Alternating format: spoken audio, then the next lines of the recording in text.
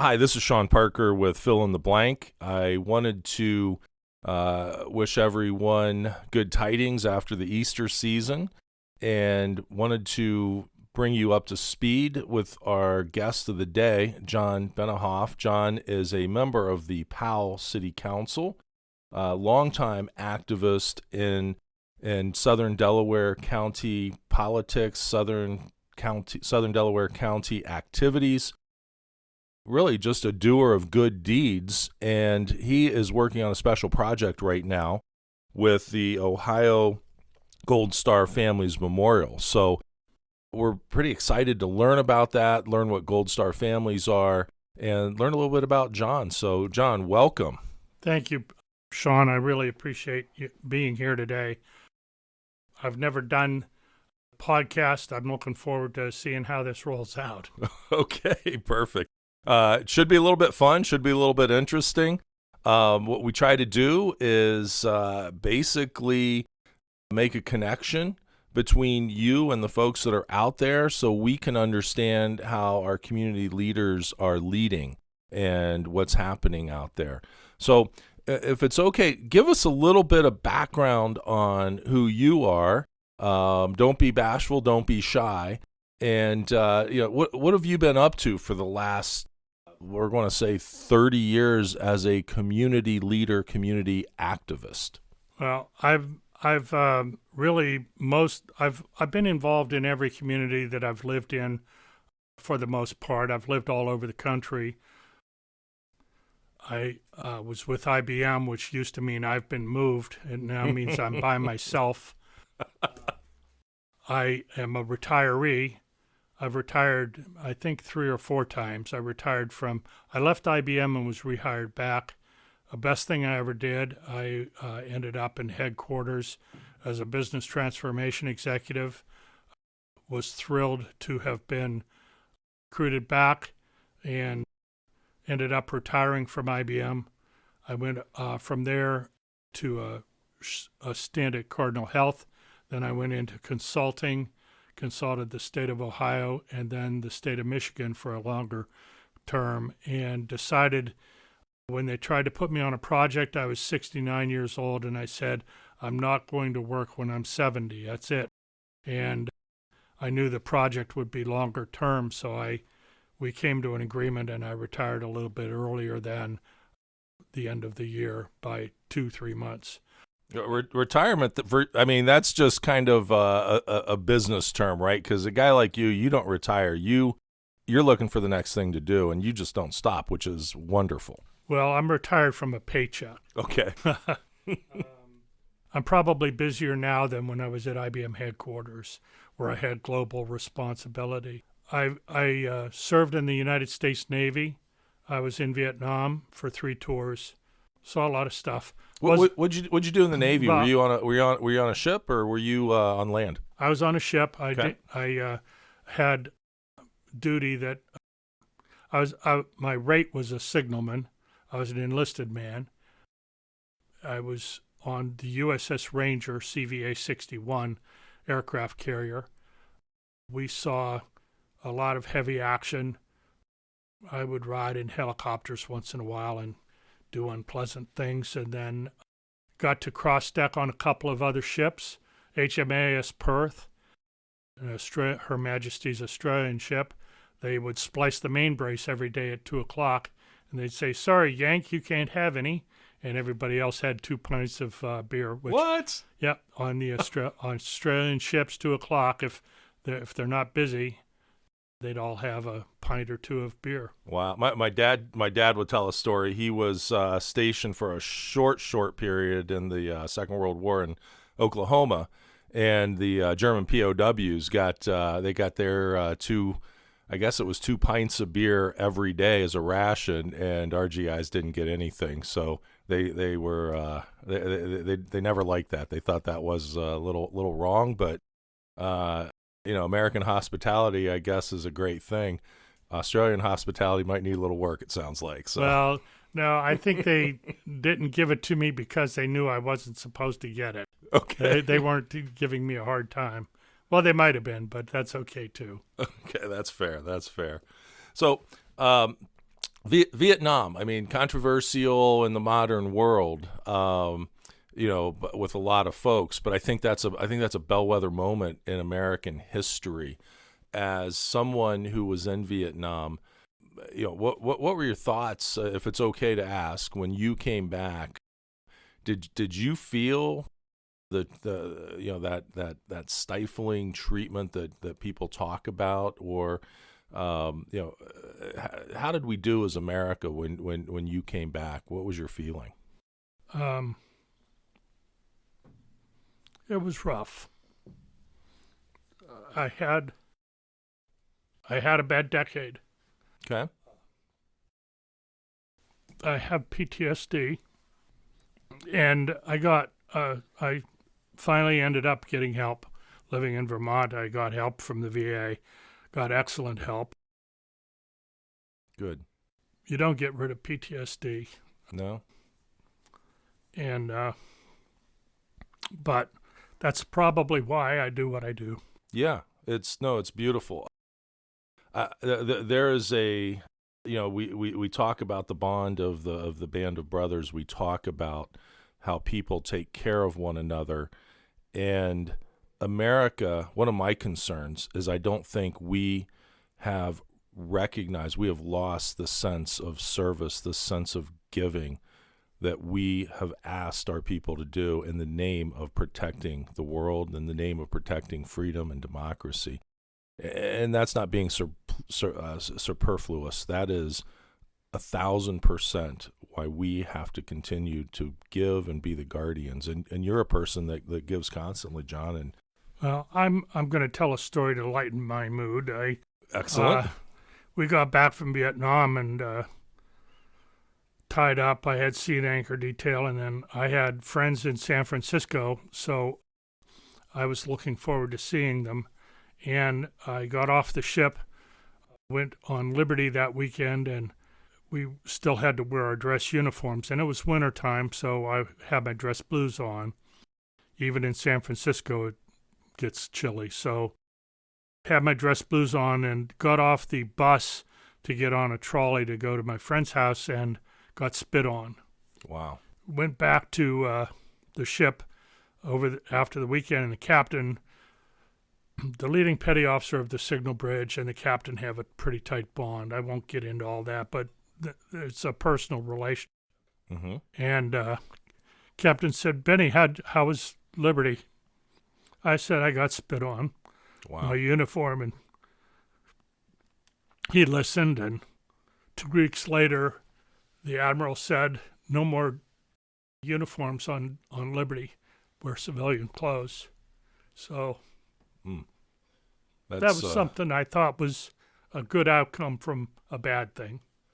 Yeah, that's a positive, and it's good you shared that. I know, when I was young, my brother was over at Fort Indian Town Gap in Pennsylvania, and we were on buses wrapped in hardware wire, so people couldn't throw bottles through the windows, so we could go on and off the base. I mean, it was a challenging time, and it shows the power of what in my opinion, what media can do, what messaging can do, and how confusion can be brought into the equations in so many ways. And for people to take that attitude against the people who stepped up, I'll never understand. Well, to be honest, my dad was in the Navy in World War II, and my brother was just getting out of the Navy when I dropped a 5-hour class, and this is how I intended to start that story. I dropped a 5-hour class at Kent State University, and had I dropped a 4-hour class, I would have had 12 hours just below the threshold.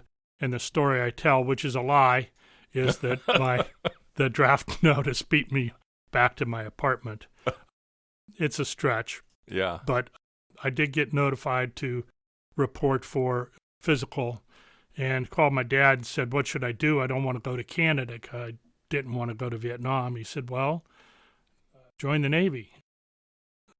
Want to stay out of Vietnam, so I joined the Navy and went to Vietnam. They took you to but Vietnam. for the most part, I was offshore on an aircraft carrier, and it was good. And to be honest with you, I would do it again. Knowing what I know, I would go through the whole thing again. Really? Wow. It was an honor to serve. That's pretty special to hear. So, I mean, we can't thank you enough for that, and thank you for sharing that.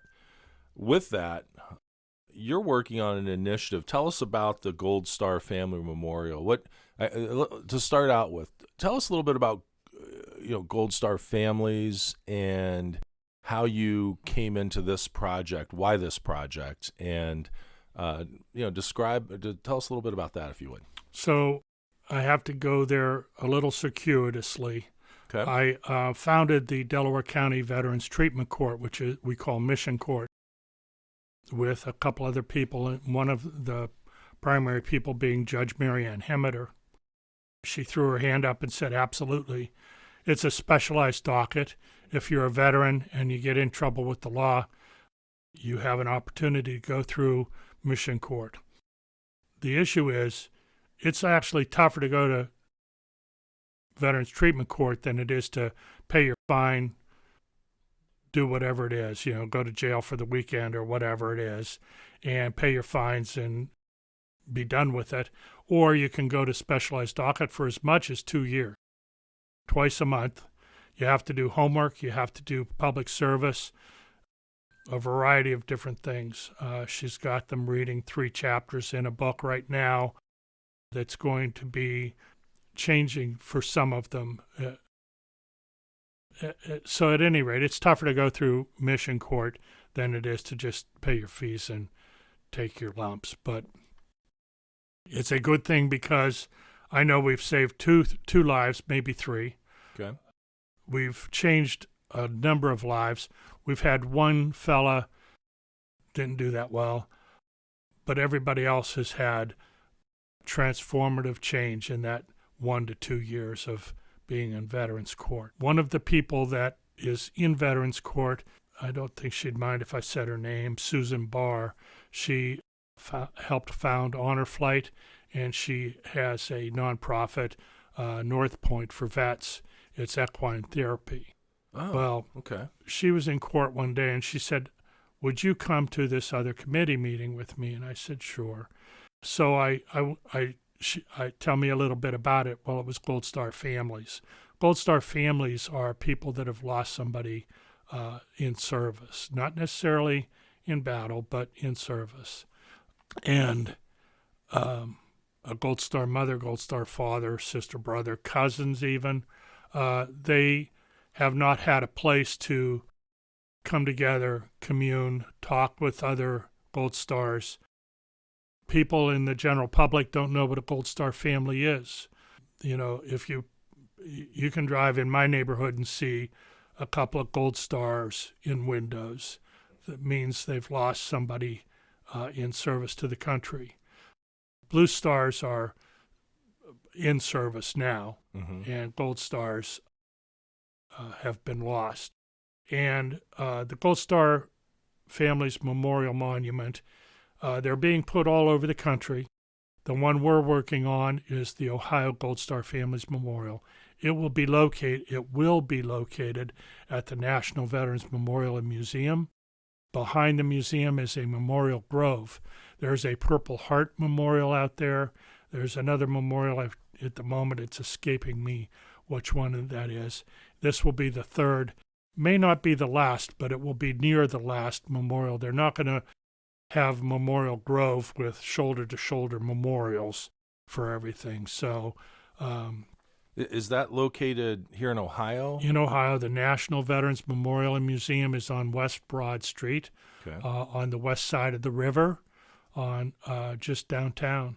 It was not the National Veterans Memorial and Museum until I believe it was Senator Glenn got involved and was able to make it when it was rehabbed. It got turned into the National Veterans Memorial and Museum, which is an amazing place. If you haven't been there, it's worth the trip. It's a circular building. It has an amphitheater on the roof. It's got great views of downtown. It's got great history in it, and it's about to have another very poignant reminder of service to our country. Wow. The ultimate service. I mean, I can tell you firsthand, having an uncle who was killed in war, families never, the seat at the table is never filled. I know grandmother never put a Christmas tree up ever after that. I mean, she couldn't do it. And those are the type of things. There's a vacancy there, and it's unfortunate that that's the price of freedom. But even today, when we look overseas into Russia and Ukraine with what's going on over there, freedom is not free, and we make light of it, and we forget quickly the cost of what it takes to have a free society, a free democracy. And it's the people that wear that uniform, that are willing to go into harm's way for us, that we are indebted to tremendously. I serve on Troy Balderson's 12th Congressional District Veterans Advisory Commission, and I took a story of a veteran's family who the veteran passed away, and the story of all the steps and bureaucracy and roadblocks that they had in their way just to go through the bureaucracy of it would have been easier for them to just say, never mind, we won't pursue our benefits. Mr. Balderson went to Congress, passed a law that made it automatic for widows to be able to get their benefits rather than have to go through all the bureaucracy. So I wasn't aware of that. That's an amazing thing to have done. And he never said a word. Yeah. Shout out to Troy Balderson on that.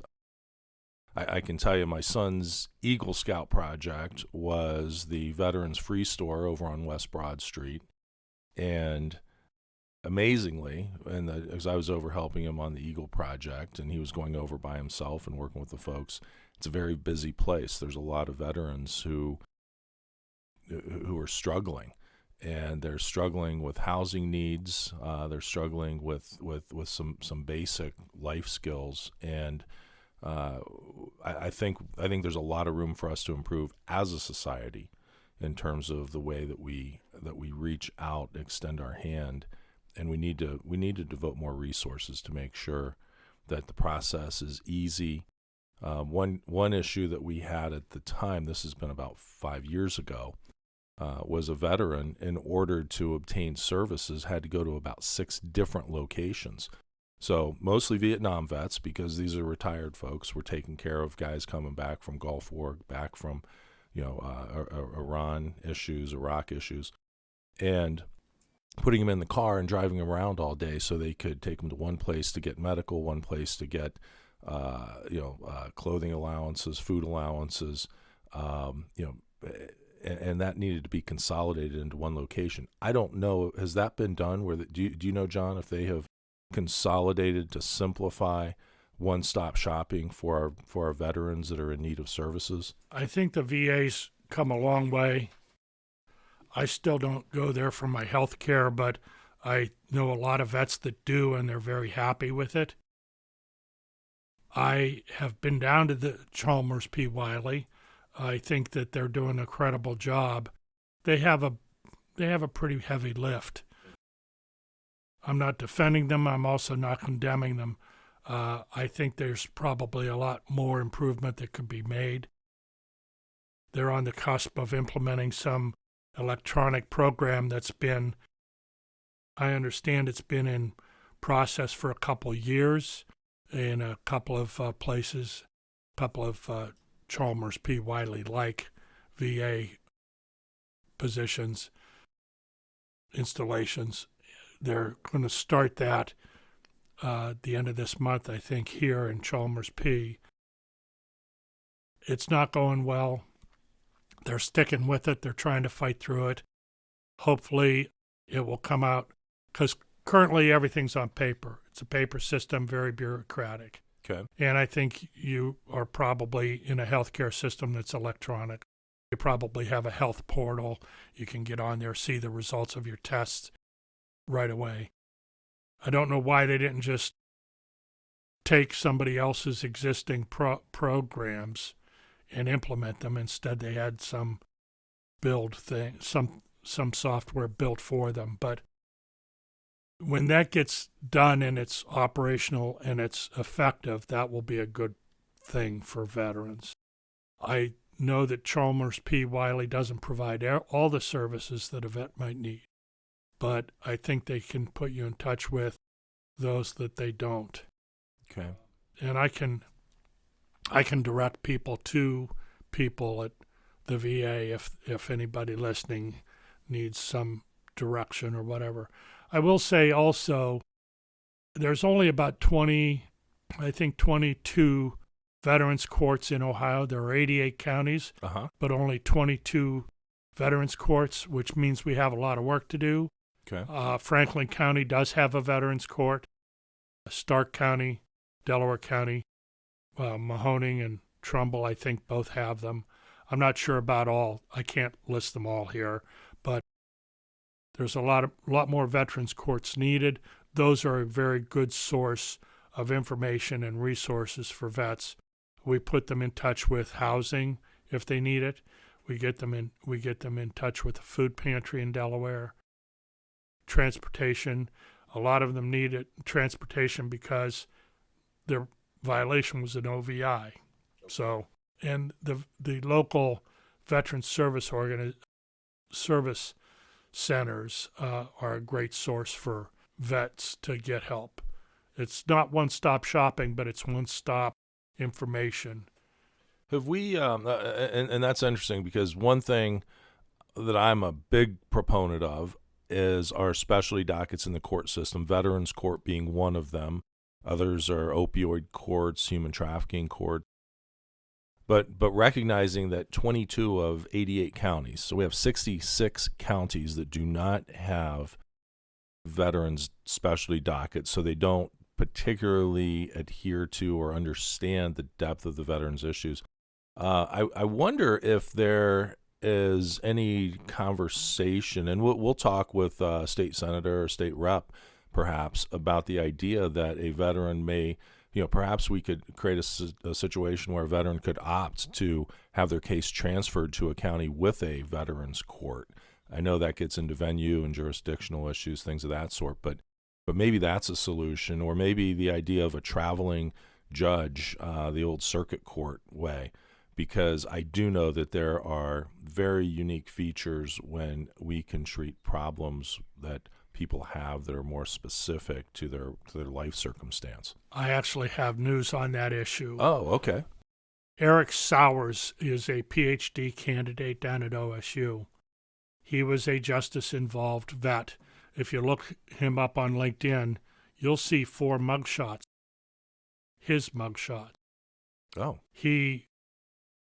I forget how he puts it, but he says he got an education on the law from the wrong side, I think is how he says it. He got his life squared away. He was special forces in the sand. Young man. He was if you count me, because I was supposedly the first veteran mentor coordinator, then we got somebody hired is a loose term. It was a volunteer job, but we hired somebody to do that. It's a part-time job and it's no pay. Then he left and we saw the need to make it a paid position, and the court was able to make that happen, and we were able to land on Eric as the veteran mentor coordinator, and he was, at this point, has been our longest serving veteran mentor coordinator. His replacement, because Eric had to stop so he could go to graduate school, to doctoral school, his replacement is the second longest now. I was the shortest. Okay. Probably in stature as well. Eric wrote a House bill that has actually been introduced. It's U.S. House Bill 5529.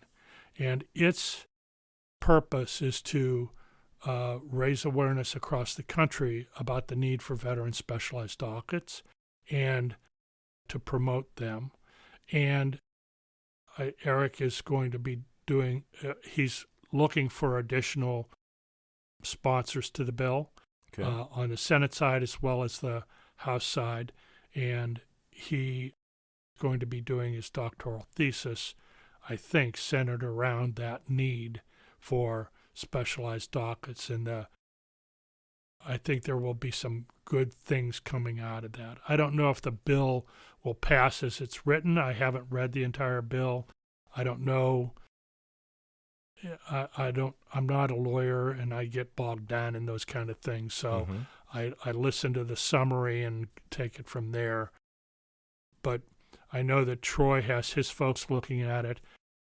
Eric is going to be in touch with, if he hasn't been yet, with Senator Portman, and see if he can't get some Senate interest as well. And so hopefully there will be a national increased interest in specialized dockets. Good. That's encouraging to hear. And I mean, if it's a pretty clean bill, I would certainly hope that would sail through rapidly.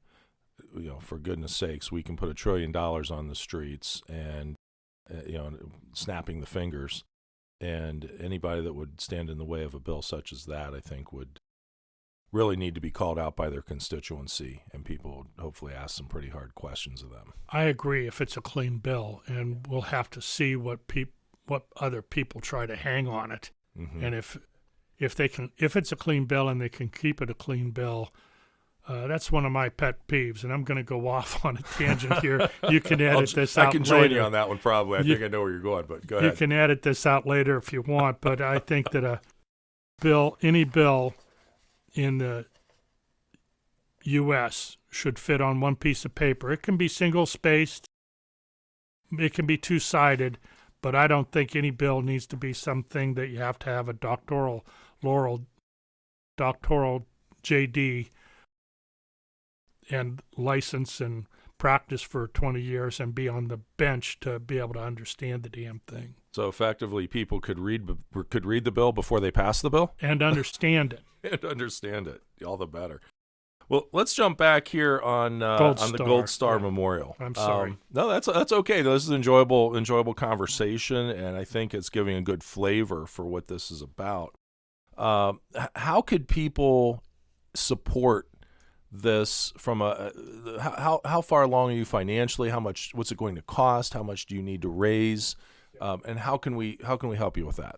So I've had a couple of gracious donors and one very significant donor. Haven't cleared this with them, so I won't say their names, but they know who they are. Very good friends of mine. Basically put up the down payment for us so we can order the stone, which is it's sourced from the only veinless granite mine in the world in India. So it's a long lead time, which is good for me because I need to get the rest of the money. But we have the down payment for the stone. We're going to order that. We will have the groundbreaking Memorial Day weekend again at National Veterans Memorial and Museum. And we need about $100,000. Okay. It's a heavy lift, but I have a couple of different folks giving me some assistance, connecting me to some fairly well-heeled individuals, some local, some not so local, used to be local folks that we hope we can twist their arms and their checkbooks to get some significant donations for a very good cause. The memorial itself, imagine four thick granite blocks, and they are standing not in a very straight line, but curvilinear, and between two of them is a cutout of a man, symbolizing the missing man, saluting a soldier, And it says on one side that it's a tribute to the Gold Star families and those that have been lost. And then on the other side are carved images into the panels, those 5 or 6 foot tall panels of patriot, community, sacrifice, and family. And the one panel is very specifically, and it's prescribed. It's an image of the flag raising at Iwo Jima. The reason for that is that Woody Williams, the last surviving Medal of Honor recipient from Iwo Jima, his foundation is behind these memorials. And that image is on that panel. The rest are at your committee's decision. We have a concept of, and it's not approved yet, but I think we're leaning toward an aerial shot of the National Veterans Memorial and the skyline of Columbus in the one panel for community.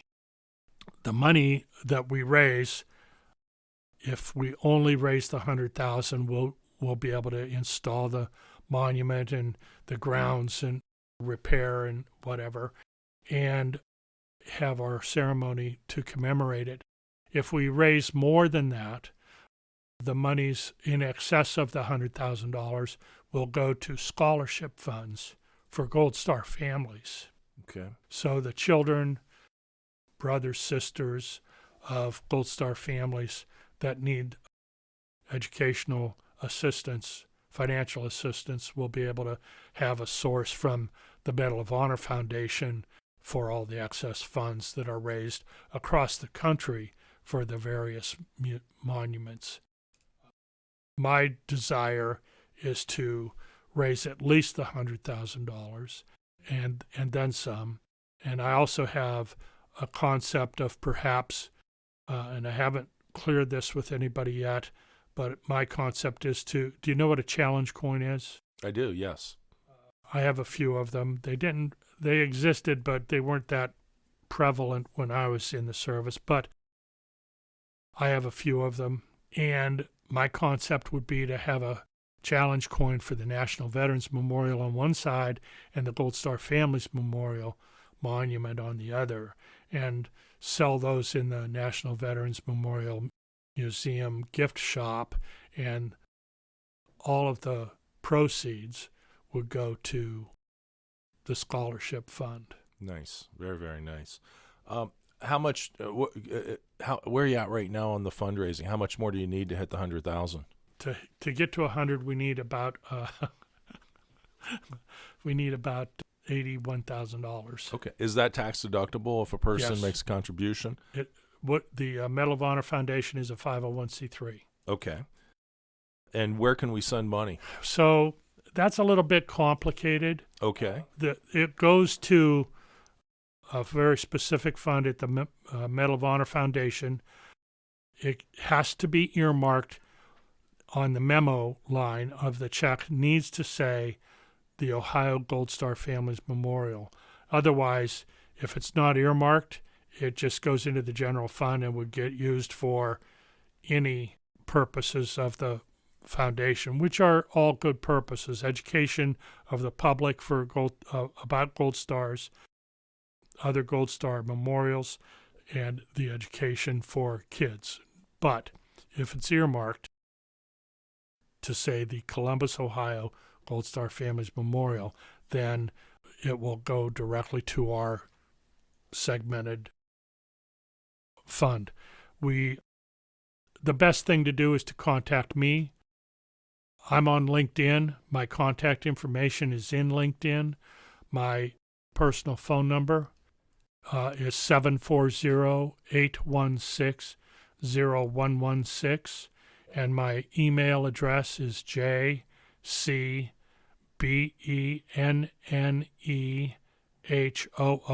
It's my last name, Bennehoof,